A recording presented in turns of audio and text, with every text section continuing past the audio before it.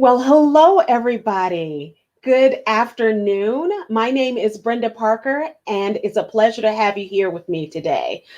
Today, here at Mount Vernon, we are having a rare opportunity where we get to discuss the life of one particular person, well, two persons actually, who were enslaved here at George Washington's Mount Vernon during George Washington's lifetime. Um, Today, I am going to introduce to you a very special gentleman by the name of William Holland, and he will introduce himself, of course, a little bit later. But my job here at Mount Vernon is as a character interpreter. I am in charge of African American special programs as well. And this is definitely a special program or a special project. I'd like to introduce to you, ladies and gentlemen, here to present his ancestry, his lineage, and a beautiful, poignant story, Mr. William Holland. Everybody say hello. William, it's a pleasure to have you with us today. Thank you. It's a pleasure to be here. Would you like to introduce yourself to the visitors and the viewers out there?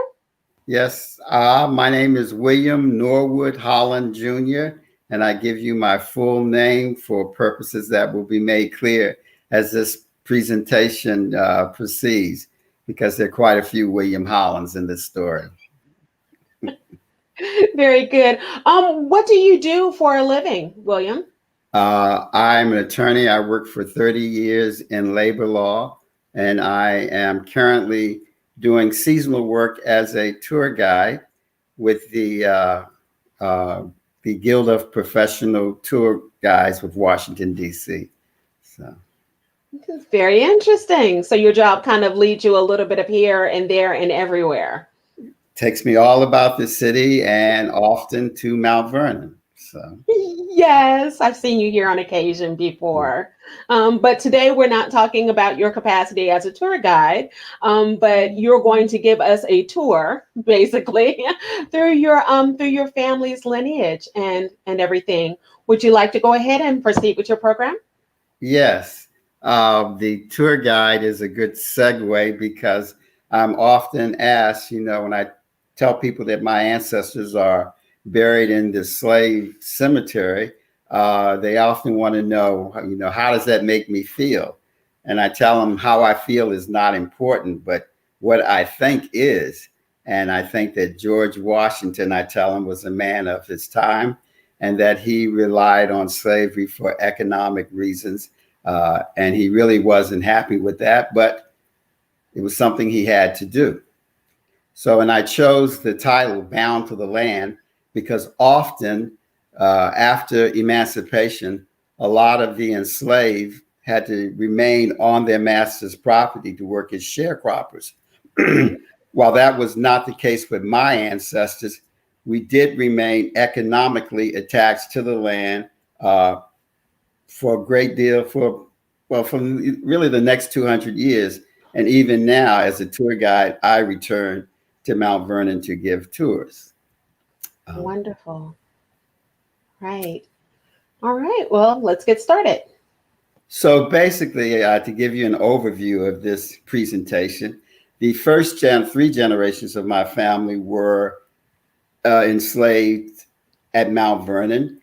And I have, my lineage reaches back on both my maternal and my paternal side.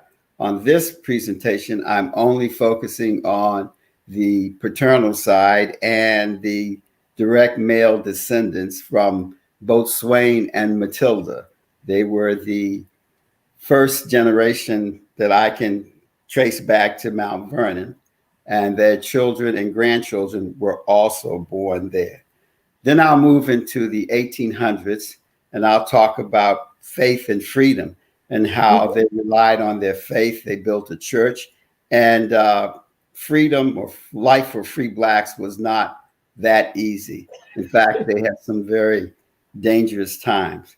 Then we'll move into Reconstruction, and we'll talk about the transformation and how the family moved from a farm life and they began to take on crafts and skills and acquired an education. And that brings us to the day. And I'll finally make some final comments on how my story relates to the African diaspora. Next slide, Wow. please.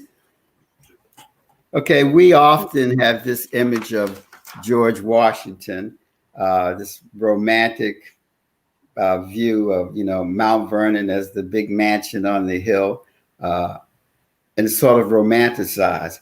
But for some of my ancestors, it wasn't that romantic. Slave life was very difficult. The enslaved worked for 15 hours a day, 6 days a week. Some worked in the fields, others worked in the house, and they lived in small shacks. And only a few, probably the privileged few, lived as family units or as couples. Next slide, please. So that was the case with Boatswain and Matilda. They had their own cabin, and it was located down by the dock where the boats are anchored now. And they had their own cabin. They had 3 children, Boatswain, little Boatswain, they called him, a daughter named Lenny, and a son named Ben. Later on, Lenny would give birth. What were their jobs? I'll get to that. But oh, okay. I apologize. Sorry. No, but Lenny would also give birth to 3 other kids, John, Matilda, and Bartley. Boatswain and Matilda, to answer your question, Boatswain was a ditcher. That was his classification. And ditchers were in charge of the surface water at the plantation. That required irrigating the crops and building the irrigation reservoirs and anything that related to the water. While Matilda was a spinner. And spinners, their jobs usually was that they would spin cloth from wool, and they also were responsible for knitting and sewing. And as these jobs were, everybody had a specific job, but their jobs varied just like they do today. There were other duties as assigned. For example, they would all have to go to the fields during the picking season or whatever. So those were the first 3 generations at Mount Vernon. And Matilda would give birth to William H Holland, and he would be born free. He was born free in 1820, and he lived to 1896. Next slide, please. So when George Washington emancipated his slaves in 1799, he was very generous to those enslaved there. He provided for the infirm, the aged, and the orphans. He also set aside a portion of land at Woodlawn, which became known as Freetown. And that's where my ancestors settled after they left Mount Vernon. And when he did that action, he created 3 free Black communities in the southern county. There was Woodlawn, and there was Gum Springs, which was located at Muddy Hole Farm. And later on, there was Spring Bank, which was settled by the Quandas. Next slide, please. So as I said, life at Mount Vernon wasn't all that romantic. It was hard work. And George Washington was known as a serious taskmaster. He worked the slaves pretty hard. That not all of them lived in, first they lived in what I think it's called the Big House. I'm not sure what the name was. Can you help me with the that? House for Families. It was a house for families? Yeah, they called it the House for Families. Right. And then that was before the greenhouse slave quarters. Okay. And presently those quarters there now are what are the ones that the greenhouse. Those are the greenhouse. Okay. but they lived more like in barrack style, I believe, which is the way they lived.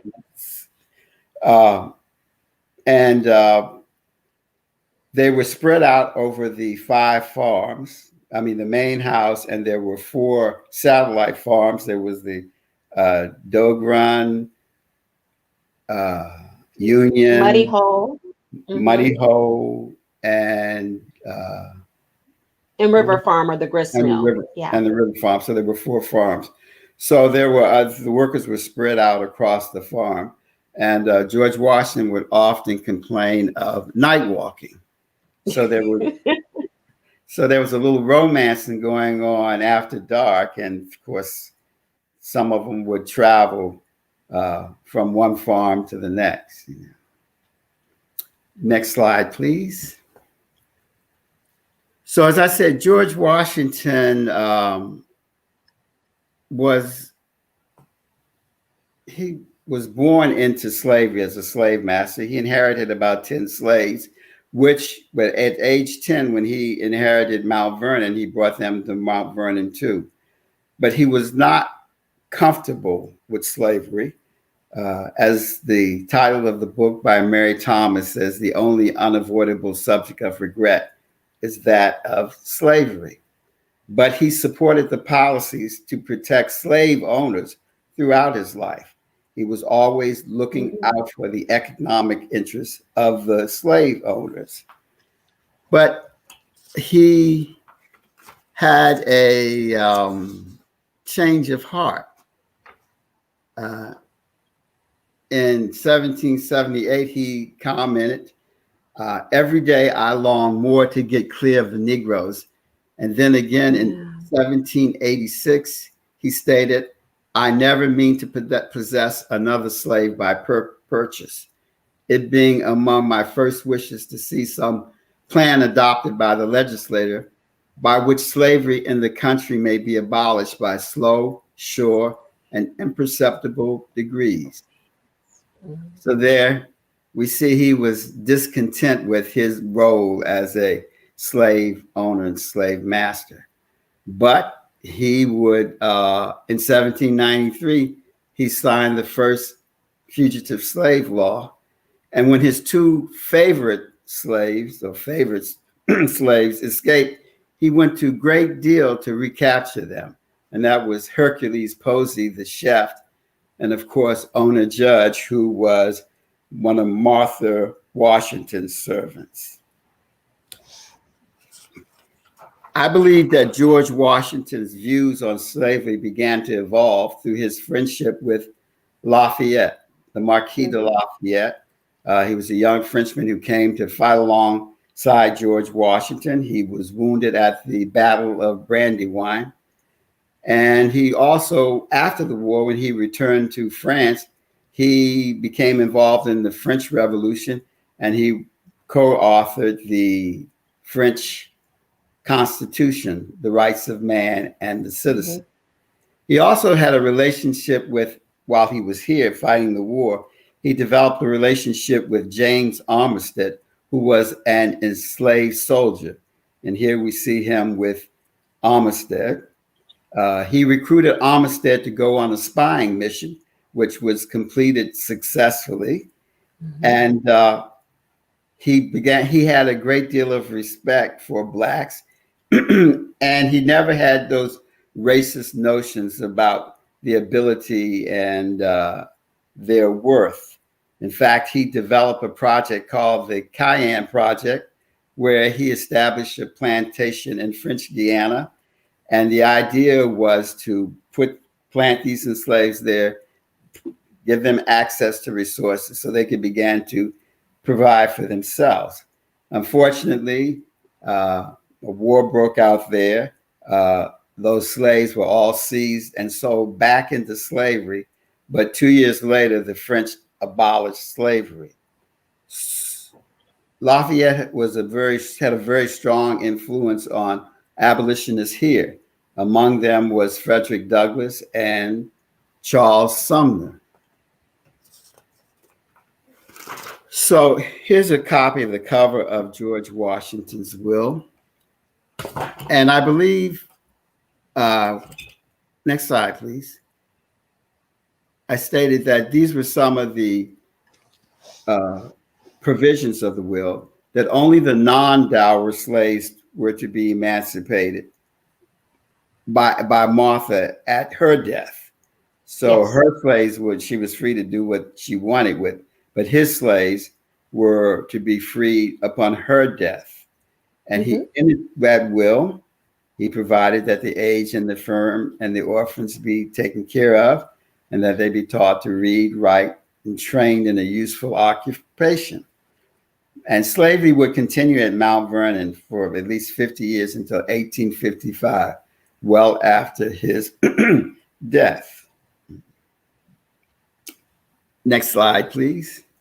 So he also set aside property near Woodlawn, and Woodlawn was originally part of the Mount Vernon plantation, but he bequeathed this to Martha's niece. Granddaughter. It was a granddaughter. Yeah. And Yeah, also, Nellie. And Lewis, her husband, was his nephew, I believe. Yeah. So, and Woodlawn was a wedding present to them. He wanted to keep them near Mount Vernon. Nellie would also become a abolitionist, and she would free her slaves. But he had set aside a portion of land near Woodlawn where the free slaves could go and live. And it started out with about 7 to 10 families. And in the Fairfax County records, the tax records, the land is identified as being occupied by George Washington's free Negroes. And that area of Freetown would evolve later into the Woodlawn community of free Blacks. Next slide, please. So at Freetown, we imagine that the living quarters probably look much like this cabin. This is fancy. This is a duplex cabin. And that's fancy. Yeah, well, compared. But there were single ones and double ones. And when George Washington had those built at Muddy Hole Farm or Gum Springs, he had them built first they were built with wood chimneys, but that was causing a problem. Those wooden chimneys would fall and hurt on the kids who were playing around it. So he then instructed them to make the chimneys brick. And this one has brick. And they were usually only about one room, but they were kept warm with these either brick or wooden chimneys. And they were constructed so that they could be picked up and carried off and relocated. Mm-hmm. So the Hollands are now free. They're living in Freetown. And the first freeborn man, or he was a boy then, I guess, was William H Holland. He was born in 1820. He would live there, and he would later marry a woman he married Lucy, a woman named Lucy, and they would have two boys, Robert and William. But William had I think he had 9 other siblings. So, and after we're born free, they would all spread out across the nation. And it's understandable because life for free Blacks was not that easy. And it was best to get out of the South. Between 1750 and 1850, there were about 90 laws that the Virginia Assembly passed restricting the lives of Blacks. And in 1834, they passed a law that said that all free Blacks had to leave the state from that point forward. But those who were free before the law was passed could stay in the state. So and at this time, a lot of the free Blacks and some of the Hollands would claim relatives as slaves so that they wouldn't have the burden of being having to leave the state. Yeah. Yeah. In fact, there is in the Fairfax County census, there's where John Holland had listed a small boy as a slave. And we believe that that boy might have been his son, but there was fear that he would, if he would grow, he would leave the state or he would be taken from the state. So Woodlawn, well, it was Freetown then. It later became known as Woodlawn. And about 1840, actually Quakers had began settling in Northern Virginia around 1890. And then around 1840s, there was an economic downturn, and a lot of the Quakers moved in. And particularly there was Chalky Gillingham, who was with the lumber firm of Gillingham and Trough. He began buying up land, and the land was good for their lumber business. Plus, he more or less became a developer because he began buying up this land, and a lot of the smaller plantations were failing, and the land was good land. It was very fertile soil, and a lot of the northern residents from the states of New Jersey and New York and Connecticut began to migrate here. And these were all anti-slavery folks. And there became a bigger Quaker community. And the Quakers established a working, friendly relationship with the free blacks at Mount Vernon, Woodlawn. And of course, many would go and work on their farms, or they would hire themselves out as day laborers. And of course, they had their own gardens or whatever to maintain their own lives. So they began to settle in, and Chalky Gillingham entered into an agreement with William Holland in about 1850 he sold him 28 acres of land in exchange for him working to clear other land. So that was the beginning of William Holland's farm. And he would maintain that farm for up until the early 1900s. But it wasn't him. He would devise it to his son, William W. William Holland had, as I said, he had two sons, Robert and William W. So living in Fairfax County during the Civil War was a bit of a hardship for blacks. The Union troops had invaded Alexandria, and they were holding that. But there were a lot of Confederate pickets and marauders traveling about the southern part of the county, and they were known to pillage certain farms. They would take away the men, and particularly white men. They would draft them and put them into service. Mm-hmm. And there is a notation in the Fairfax County Historical Journal where William was harassed by the Confederate soldiers at Holland Hall. Apparently he was walking near Holland Hall, and they harassed him, and they threatened to arrest him, but he was allowed to go. Because this is still before we had any rights as citizens. So this is what, in like 1860s to 1861 to 1865 was the Civil War. Right. Yeah. And as you know, the feeling was that, according to Justice Taney and Dred Scott decision, that the black man has no rights that the white man was bound to respect. So yeah. So black men had to deal with that. Also at this time, his son, Billy, he was about 13. This is during 1864. He was kidnapped by these Confederate pickets, and he was taken away. Wow. Well, his father, William, was serving in the Accotink militia. And the Accotink militia also worked with a unit of colored troops. There was a unit of colored troops assigned to Accotink. And whenever there were often skirmishes with these Confederate troops. And of course, the local militia, the Accotink Home militia, would combine forces with these colored troops, and they would go after these marauders. Well, they took young Billy.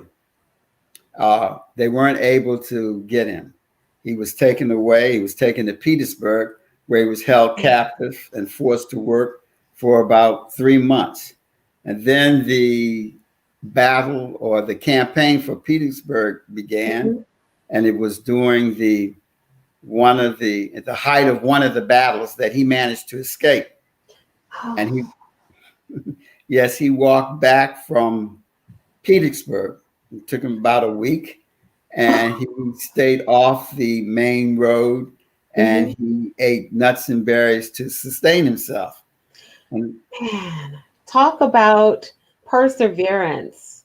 I mean, that's like absolutely incredible. And this is taking place, you guys, before the 13th Amendment, you have enslaved people, and then you have a few people like the Holland family that are part of the free Black community and everything. And they're still falling prey to everybody and everything that is happening, in the rest of the world. Right. Wow. The life of the free Black wasn't much better than the enslaved, Yeah. In fact, it might have been more difficult because they had to provide for themselves. More industrial. But that was a good thing too, because like Lafayette had believed that you just provide them with access to the resources, and that self-determination and self-reliance would take over. It's what we call equity today. So also, not only did William Holland have to deal with the Confederate troops, he also had to deal with the Union troops. They would march through, and he had a couple of cords of wood. They had set up camp nearby, and they seized his wood. I think this was in 1863. And later on, after the war, he filed a claim for his wood that had been seized. And this is part of the document of his claim. It includes his affidavit and signatures of witnesses. And he made this claim in December 1877, which is like well after, almost 10 years after the Civil War. Oh, goodness.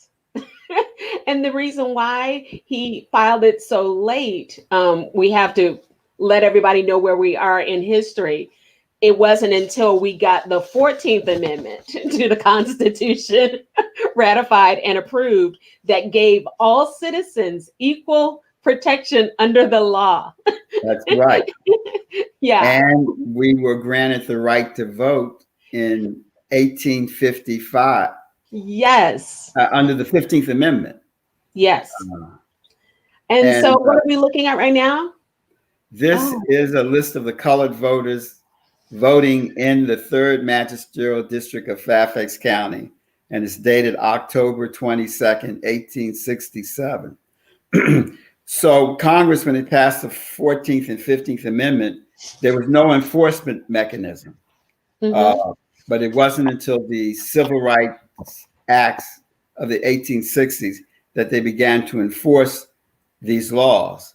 But unfortunately, in this year, 1867 was the year when Rutherford B. Hayes was elected. And of course, Reconstruction ended, and things went back to the Black laws, and life returned almost the same as when it was pre-slavery. Yeah. Can you remind the viewers what the Reconstruction era was like? What was going on? Well, during Reconstruction, a lot of Blacks in the South were voting.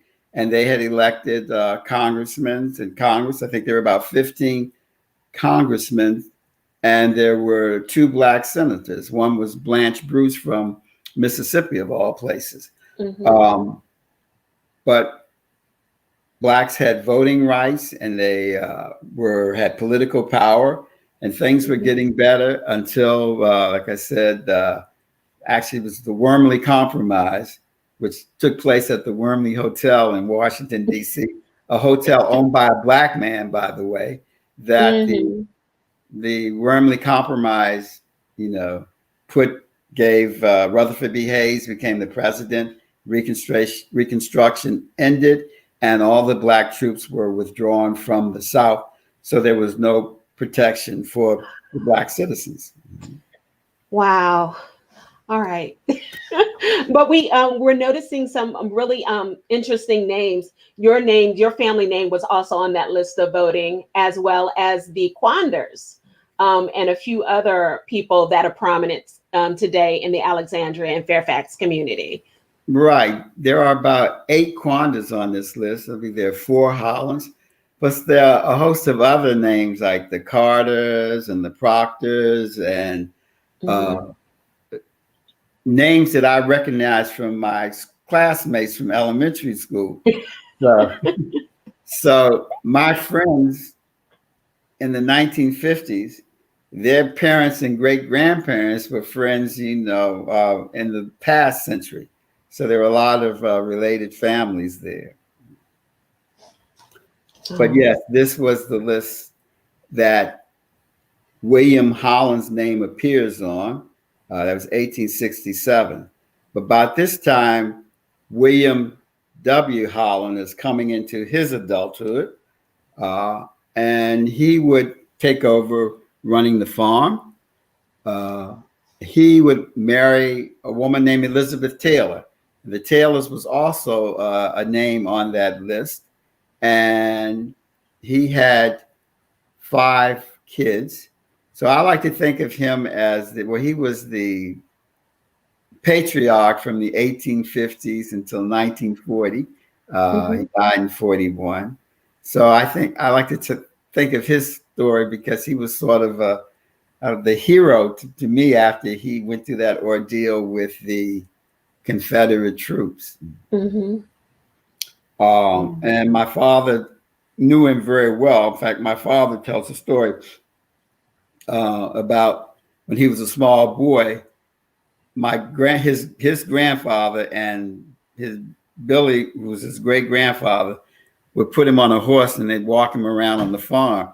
And the horse didn't have a saddle on it, so he would slip one way, and my grandfather would push him back up. And on the other side, my great grandfather would push him back up. So he's lots of stories like that. But he had 7 kids. He had 5 boys and 2 daughters, Etta and Essie. Etta would marry a Quander, Henry Quander, and I remember him because we lived next door to him. And I think his wife had passed by the time I came along. I never knew Essie. And I never knew another brother was Cornelius. I didn't know him. But next to him is Charles A. He was born in 1879, and he was my great-great-grandfather. And he died in 1956. I was a little boy then. I remember that very well. And they had another brother, Uncle Will. Uncle Will, as we'll see later, became attached to Mount Vernon. And then there was also my Uncle Ferris, who was the youngest, one of the youngest. I think, in fact, he was the youngest. I think he had another brother, Ben, who would, during the segregated era, Uncle Ben was the bus driver. There was no high school for blacks in Fairfax County. They could only go up to the 8th grade. This was in the 40s and the 50s. Well, actually the 30s and the 40s. And then Uncle Ben would have to drive the bus to Manassas, where the blacks were bused over to the next county. To the high school. Yeah. Just attend high school. although the more privileged ones, or the ones who had folks who lived in Alexandria, which is where my father lived, he got to go to Parker Gray. And my mother lived in the District of Columbia, so she went to Dunbar High School. But those who lived in Fairfax County had to go to Manassas to high school. Yeah. So these brothers all seem to distinguish themselves. And here in this pictures, we see William, or Billy, as they called him, in the middle. He's the older guy, the patriarch. And on his right is my great-great-grandfather, Charles A. Holland. And on Billy's left is my grandfather, Charles F. Holland. And below him is my Uncle Flamer, the oldest boy. He was Charles F. Holland Jr. And that's my dad, the little fella. That's William N. Holland. Of course, I'm William N. Holland Jr. So far, you've seen that there are 5 Williams I've mentioned. And it's plus, a good name. There are others on other branches too. So there are other Williams. But growing up in Gum Spring, we lived on one side of the church. There's 2 Williams were there, me and my father. And on the other side of the church was Uncle Will, the one who worked at Mount Vernon. And there's my Aunt Ellen. So that's a picture of 4 generations there. So. Hi. Now here we have another picture of my great-grandfather. This is Charles A. Holland. He looks quite dapper here. And this is his wife, Catherine Norwood. So that's where my middle name comes from, Catherine Norwood. They met at Howard University. He didn't finish, and they got married. And during this time, he began to work he would travel to the Jersey Shore during the season and work at some of the big white hotels where he would make money, and he earned money and came back here, and he began to invest in real estate. Wow. So that Charles A. and Catherine Norwood. Here again, at an earlier time, we have Charles A. and Catherine Norwood. So check out those hats. This was really about the late 1890s, I guess.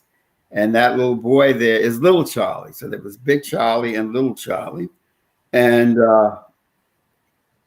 you see this uniform. My great-grandfather belonged to a number of lodges, and I think he had a uniform fetish. He was always in a uniform. Would like to dress up in the uniform. In fact, he belonged to a group that used to parade around, and they would do these military marches around Alexandria.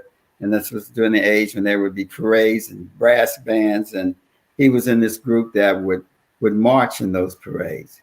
And that's him and Little Charlie in the hat there. So here we have my grandfather. That's Little Charlie there. He's a grown man. And my grandmother, his wife, it was Florence Holland. She would also work at Mount Vernon. She and my mother worked at Mount Vernon. My mother's sisters worked at Mount Vernon. And there were countless others that worked at Mount Vernon, as you'll see. Next slide, please. So when the William H. established the Woodlawn community, he and about 5 others for $40 purchased a couple of acres of land, and there they built a church and a school. And the church became Woodlawn Episcopal Methodist Church. This was not the Zion yet. It was just the Episcopal Methodist Church. And they had their own school. The church was first built in, can we go to the next slide? I believe I want to see the cornerstone. 1866 is when they built that church. Mhm. And they rebuilt it again in 1888. Well, that would be the final structure at Woodlawn. In 1917, I believe, Woodlawn would be consumed by the United States Army. They would buy up all the property, and the Woodlawn community, that Black community of Freetown, no longer existed. They were paid for their land. And at that time, Billy took his money and came to Gum Spring, where he bought another couple of acres, and he established another farm. And that farm was later divided up between his children, and the section of Gum Spring was known as Holland Town.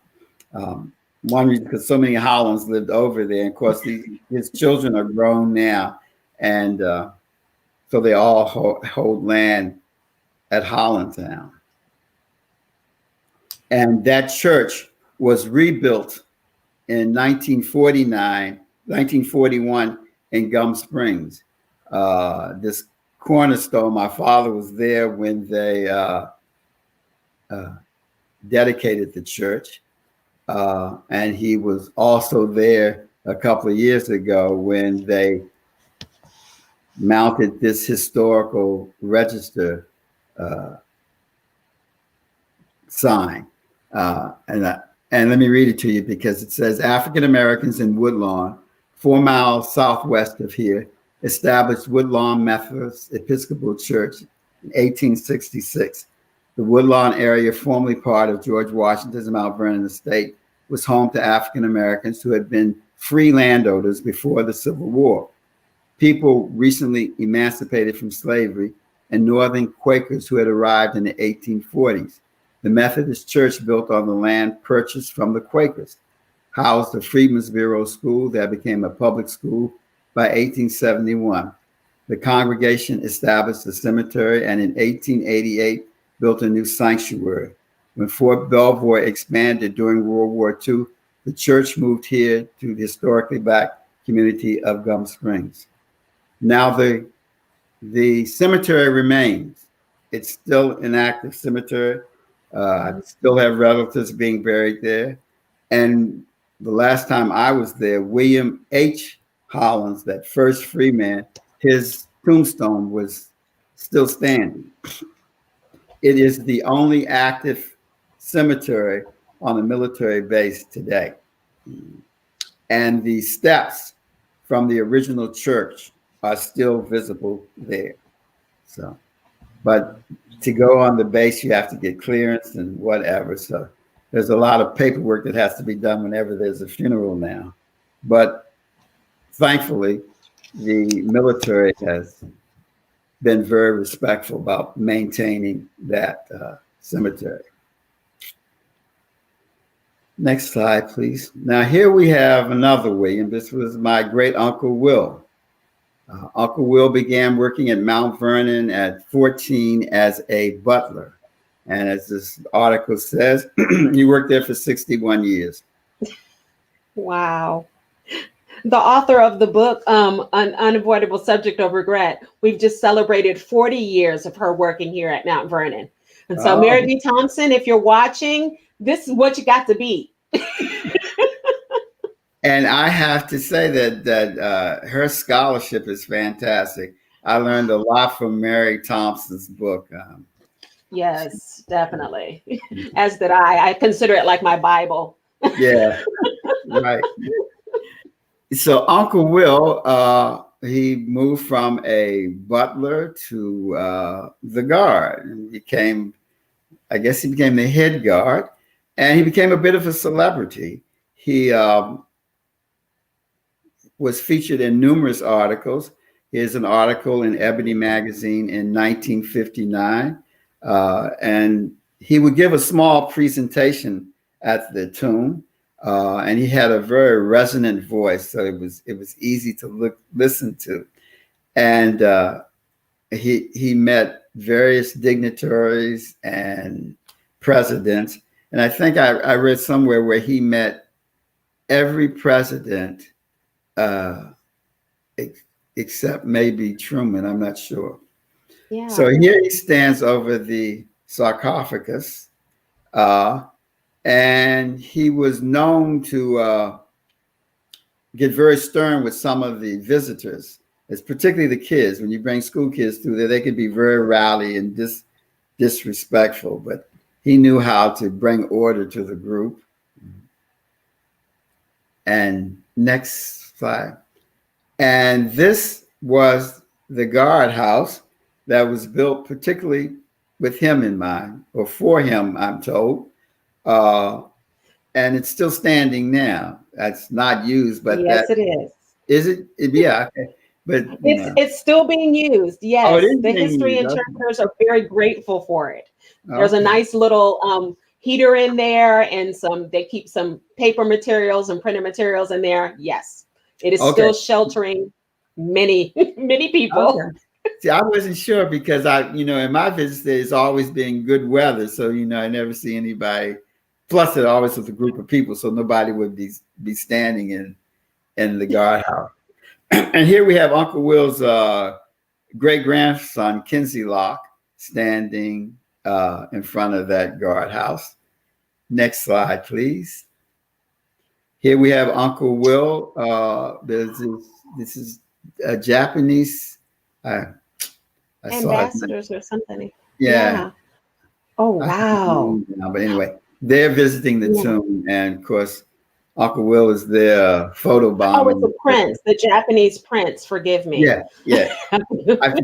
Akihita, something like Yes. that. I remember I had his name down. But yes, this is a Japanese prince visiting at Mount Vernon.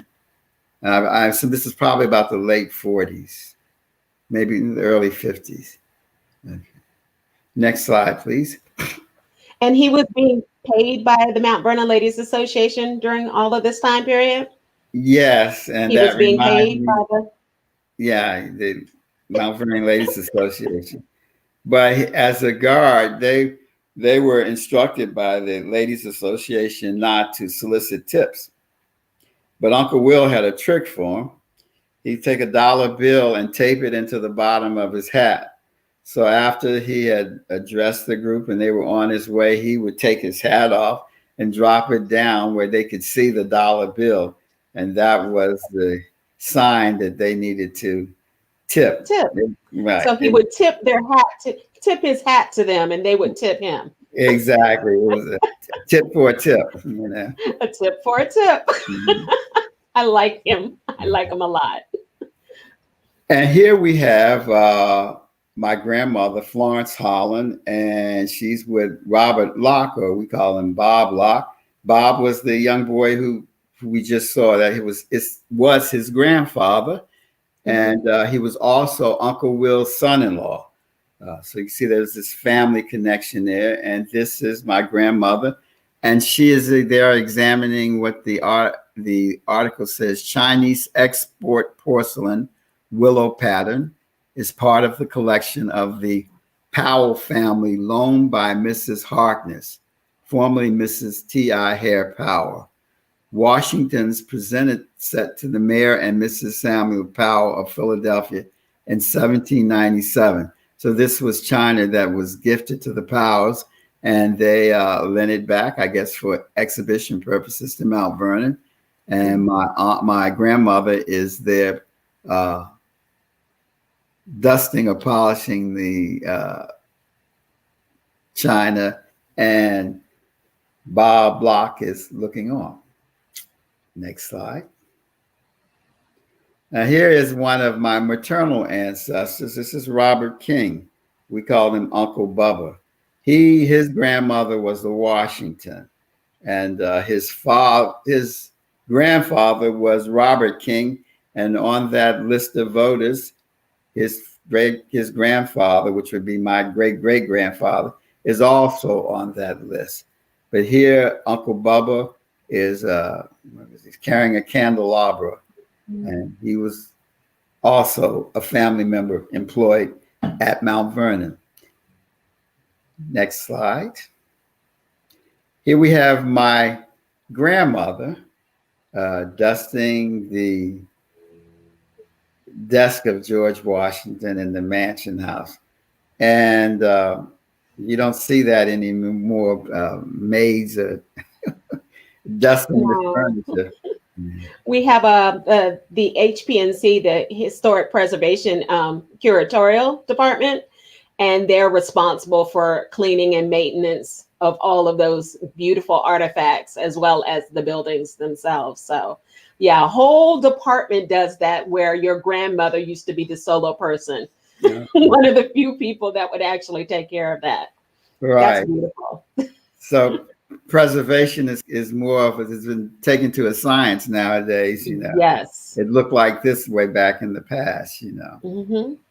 But yeah, this was in an article in Holiday Magazine in 1948, I believe. Next slide. Okay, here we have Big Charlie, my great grandfather. He donated the land that the new church was built on in 1941. Again, Mm-hmm. you have these Hollands that were close to the church and very active in the church. And you could tell that faith was a very important part of life, their life. And in the picture, this was taken in probably around 1955 or 54. I'm about 3 or 4 years old, and the little boy is me. And I'm with my sister, Norma, and my cousin, Karen. He would die about 2 years later in 1956. I remember attending his wake, and he was buried in his uniform. And when we walked into the house, because he was laid out in the parlor, and stationed on each side of his casket were these two men in uniforms, and they looked very stern, and they were holding staffs. And of course, to me, this little boy, it was kind of scary. I didn't quite know what this was all about. And so my father lifted me up so I could get my last look at great grandfather. And I remember whispering to my father that, granddaddy was sleeping. He says, no, he's dead. So from that experience, I remember that death was something of finality. So Yeah. but he would, as I said, he worked in the Eastern Shore in his younger days. As he got older, he began to invest in real estate, and housing for Blacks was always very difficult to come by. And so often members of my family would work to try to meet those needs. He also worked as an orderly at the old Mount Vernon Hospital on Duke Street in Alexandria. And my father would go and take him his dinner sometime. So next slide. This was my great Uncle Ferris. Uncle Ferris was the only one who my great grandfather got to send to college.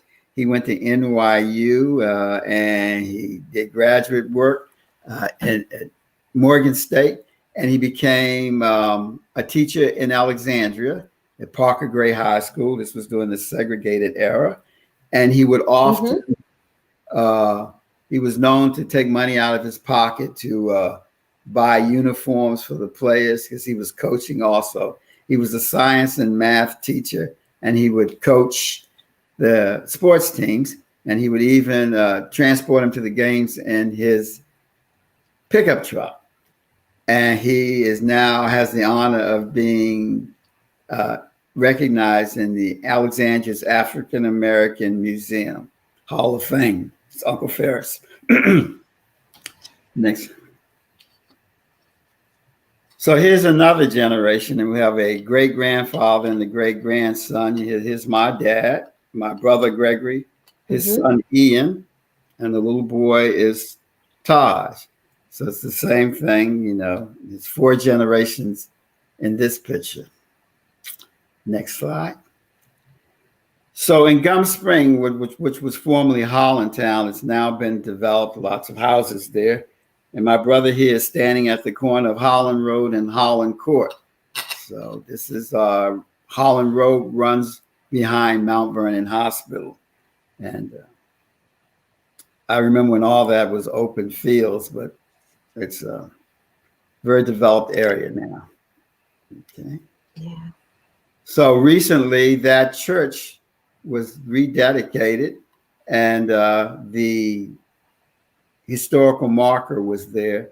And as I said, my father was there when the cornerstone was laid, and he was there when the historical marker was put in place. And some folks couldn't believe that he was there then, and was still there to be there when the place was designated with the historical marker. Next slide, please. Okay, that pretty much concludes, actually there are about 9 generations of Holland. And we've always had that Mount Vernon connection, which I've been particularly proud of. And I think that these are very important stories. And it's a short story, but it's one of many in the anthology of American history. And, Amen. Yeah. Stories like these are important because they showcase the saga of the African diaspora and the Black experience in America. And I'm particularly proud of that ancestry. So, Rightly so. Rightly so. I want to thank you. This has been so absolutely beautiful. We have just a couple of minutes if there were any quick questions that we could answer for you. All right, we've got a question from Steve Gravini. How does the Holland family tie in with the Quander family and other prominent families? Can you tell us the quick marriage connection that you have with the Quander family? The Quanders have always been close friends, and that is for generations. When I was in elementary school, I would be in a class, there'd be about 2 or 3 different Hollands, and there'd be about 4 or 5 Quanders. And as I said, my aunt, great aunt Essie, married Herman Quander. So, and even now, some of the Quanders are my good friends. So, yeah. Thank you for that question, Steve. This is Steve Hammond. Hi, cousin. Is there any amount of original property that was purchased that remains in the family? Yes. My father still owns the property next to that church. The last piece of property on Holland Road was recently sold, but I think that the only ones left is the property that my father owns next to the church. And of course, a lot of real estate people are bugging him about selling it, but I'd imagine so. It's really valuable. It's really valuable. yeah, and it's up to me and my brother and sister. It won't be sold. So there you go. And this will probably be the last question. Is the Holland family still living in the Mount Vernon area? My brother is. I live in Maryland now, but I go back and forth often. But yeah, there are some there. Most in the last 20 years, most have moved on to other areas. Excellent. All right. And the last question will be, are you, Mr. Holland, writing a book? This is a great question.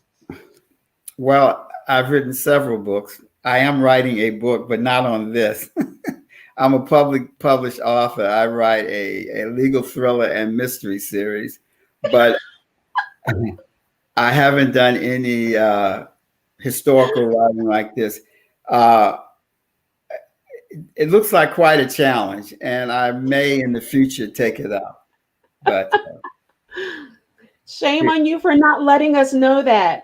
Well, we're going to make sure that we post some links to the books that we did mention here. Mary V. Thompson's The Only Unavoidable Subject of Regret, George Washington, Slavery and the Enslaved Community at Mount Vernon, as well as another valuable resource is also Sarah Johnson's Mount Vernon. Both of these particular books can be purchased online and at the shops at Mount Vernon. Again, I want to thank you so very much, William Holland, for coming and sharing your life with us. We are truly blessed to have you be able to share these beautiful stories of American history.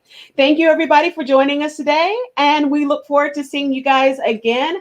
Be sure to visit the Lives Bound Together exhibit, and for more information on George Washington or slavery at Mount Vernon, hit Mount Vernon/slavery at George Washington's Mount Vernon. Bye, everybody. Goodbye. Thank you.